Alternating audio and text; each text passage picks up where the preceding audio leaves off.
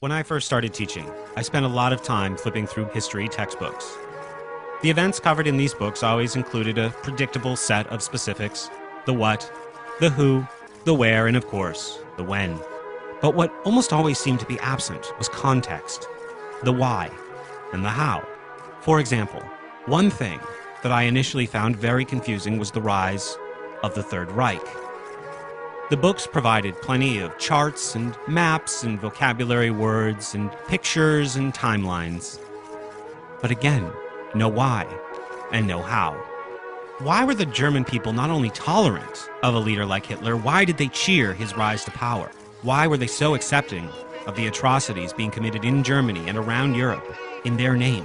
Why were they so susceptible to the propaganda of Joseph Goebbels? And why were they so short-sighted with respect to the long-term consequences of the Nazi agenda? What had been done to them? If you're a school teacher following a book, the story is simple. It begins in 1939.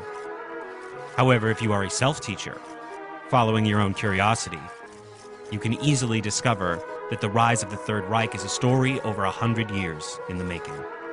In the early 1800s, in the Kingdom of Prussia, Germany's geographic and cultural predecessor, the rulers, intellectuals, and elites were determined to solve a problem: the individualistic and capricious nature of their soldiers, who would do wild and incomprehensible things like run away from gunfire in an attempt to preserve their own life instead of gladly sacrificing themselves for the needs of the state. In an attempt to strip out this independent thinking and replace it with obedience and conformity, they devised a system. They called it Schule, and within a few generations, it would change the world.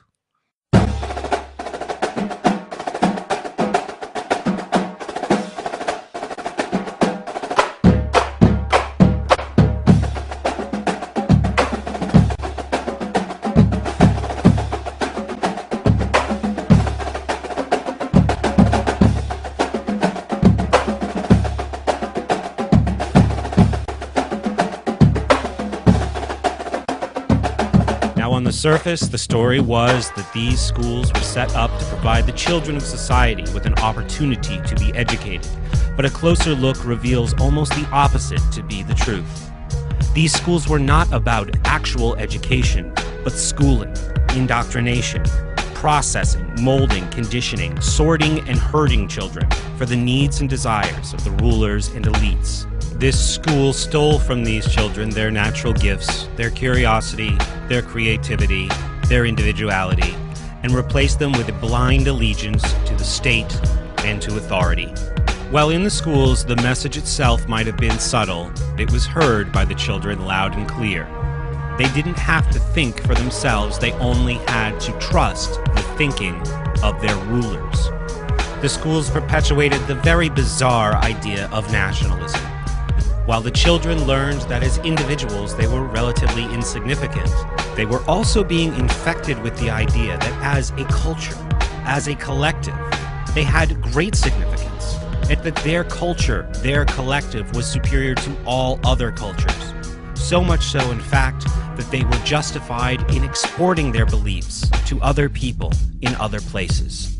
As a result, they allowed themselves to be dragooned into imperial pursuit after imperial pursuit, and they never were able to look closely enough at the situation to recognize how much it was hurting them, while at the same time benefiting those in power.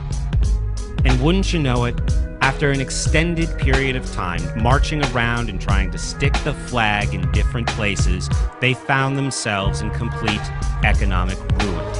Having no grasp of historical causality, they gravitated to the feet of anyone who promised to bring about change and set out on a new course. At almost the same time, they were confused about international relations and crippled by fears of foreign invaders, and gravitated to the feet of people who claimed that they could be protectors. And they accepted the claims of these people that their goal was peace, even if at the same time they waged preemptive wars. And sadly, this blind allegiance to the state and to the fictional collective eventually superseded concerns for their freedom and concerns for their futures as individuals, which is why they were so shamefully tolerant of a slow and steady march toward a police state. A police state that was necessary because they were told that they weren't just being threatened by external forces, but internal ones as well. This is why they accepted things like the Hindenburg's Decree, which took even more of their civil liberties away. This is why they tolerated the establishment of prison camps. It's why they tolerated armed men storming into the homes of peaceful people and putting them behind bars because of their beliefs and behaviors. It's why they were tolerant of school children being told that they should report parental behavior to the authorities.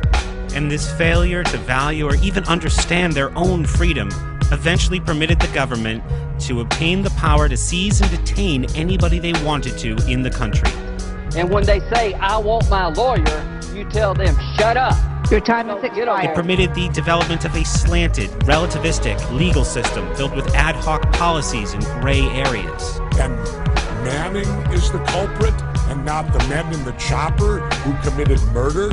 It's a classic case of kill the messenger. And by the time they realized how dangerous the people in power really were and how much additional power they had seized, there was no political action that they could take to solve this problem. And looking back, I hope you can see that it was not one event or one man or one party that was responsible for forcing an entire society into totalitarianism. It was a process a century in the making. And it began with people being schooled to be stupid. And in the last 7 minutes, you might have begun to develop an eerie suspicion that Americans were schooled in a similar system. It's true. In the 1840s, the Prussian system was imported to the United States by the father of public education, Horace Mann. In his 7th annual report to the Massachusetts Board of Education in 1843, Mann praised the Prussian system, even though he was forced to acknowledge the destructive power that it had on the minds of children.